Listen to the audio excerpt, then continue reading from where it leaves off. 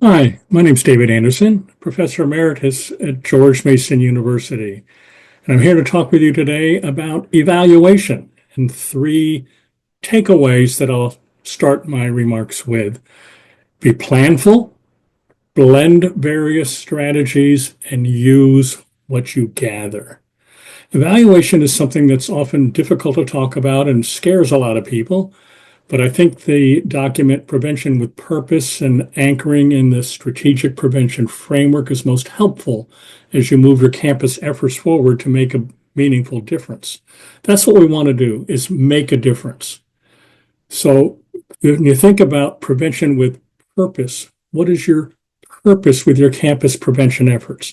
And the clearer you are with your purpose or purposes, the better your effort will be, the more likely you will be to obtain the results that you want, and it'll be easier for the documentation of what you are doing. That's evaluation. So when you think about being planful, blending your efforts and using it, that's the context. Be clear with what you want to accomplish. Is it ultimately behavior? Is it attitudes or knowledge or perceptions along the way to getting to that behavior? Is it the processes?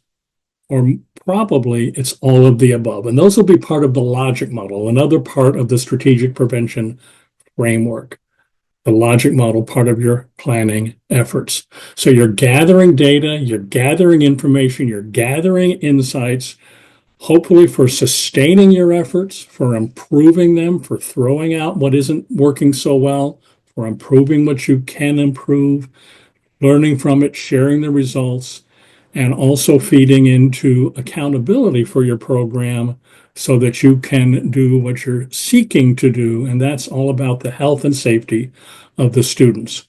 So some overall themes.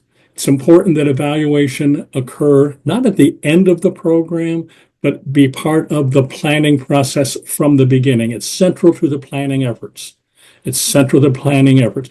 And also involving people on the campus, perhaps in the community also, who are part of the thinking about what you want to accomplish and how you're going to get there, and then how you're going to gather documentation that's helpful. So it's data that you can use, information that you can use, not ending up with a shelf report, but a self report. So get people involved, get them involved because you own what you help create.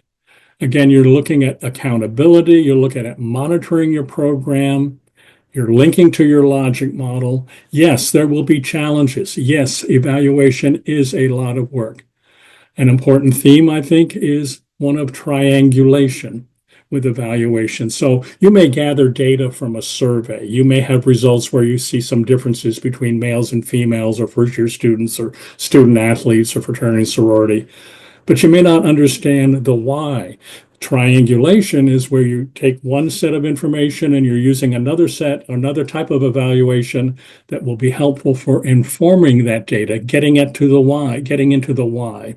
So thinking about multiple sources that help point towards whatever the ultimate understanding of the campus culture, the student needs, the student issues, and ultimately the behavior. And that helps you be more planful for the future and doing something that is even more meaningful. So yes, evaluation takes a lot of time. It takes a lot of resources. It takes a lot of commitment. And all that goes back into the SPIF model, the strategic prevention framework, which is part of prevention with purpose. So a couple of other specific constructs I'd like to share. Again, a lot of this is highlighted in the section on evaluation in prevention with purpose. Think about outcomes and processes. Both are important. The outcomes, the results. How did you, or what did you achieve? How well did that go? Then the processes, what did you do to get there? Because you may not have achieved the results you wanted because maybe something with the process wasn't working so well. Or maybe something did work well and you want to share that with others and you want to make sure you can sustain that over time. Think also in terms of quantitative and qualitative, the numbers and the stories, the data and the feelings. So again, while you may have some data that comes from a survey, getting qualitative data that helps you understand why that's the case and maybe how you can even improve that or change that.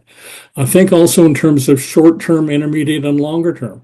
So short-term could be you're doing a training, you have a pre-post test, and maybe you have 6 weeks later an intermediate, a follow-up to see if some of that's sustained, and maybe a year later you have another follow-up to see if it's even sustained a year later. So again, think in terms of outcomes and processes, think in terms of quantitative and qualitative, and think in terms of the term, immediate, short term, intermediate, and longer term. So ultimately, you're thinking about being planful. Evaluation is part of the planning process from the very beginning. It's also engaging different people from the campus, so you have that buy-in. You're blending various sources of information, the quantitative and the qualitative, the short-term, the long-term. And then it's also information that you can use. You trust it. You've invested in the process. You have people who have participated. And ultimately, you hope that that usefulness and the care that you've given to evaluation through a thoughtful, planful, engaged process is one that helps to enrich your program and helps you to achieve the outcomes that you want to achieve that are meaningful for your campus and your students today and tomorrow. I hope this is helpful and hope you find the resources in Prevention with Purpose helpful for making a difference on your campus. Thank you.